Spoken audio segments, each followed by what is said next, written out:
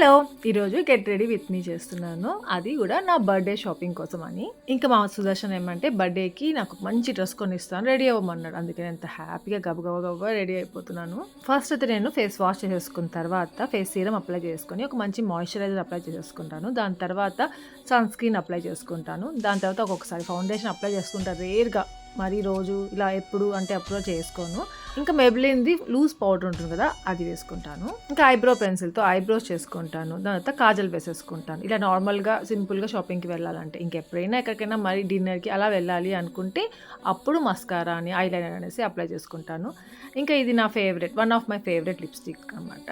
Teddy ఇచ్చింది. Mothers day products అని కింద మీకు ట్యాగ్ చేస్తాను. చెక్ చేయొచ్చు. ఇంకా ఇది నా గో టు హెయిర్ స్టైల్. ఇంకా ఈ హెయిర్ స్టైల్ అనమాట నేను హెడ్ బాత్ చేసుకుంటాను చూసారా? ఆ రోజు మాత్రం చాలా బావుంటుంది. చాలా బ్యూటిఫుల్‌గా ఉంది నా హెయిర్ స్టైల్ అనిపిస్తది.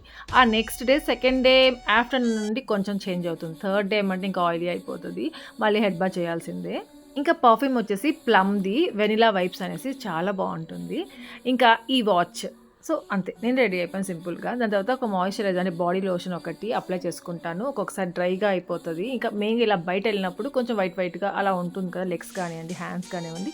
సో, అలాంటప్పుడు ఇలా మాయిశ్చరైజ్‌గా ఉంటే బావుంటుందనేసి ఇది స్టిక్కీగా అలా ఏమి ఉండదనమాట. బావుంటుంది. అందుకనేసి ఇది యూజ్ చేస్తుంటాను.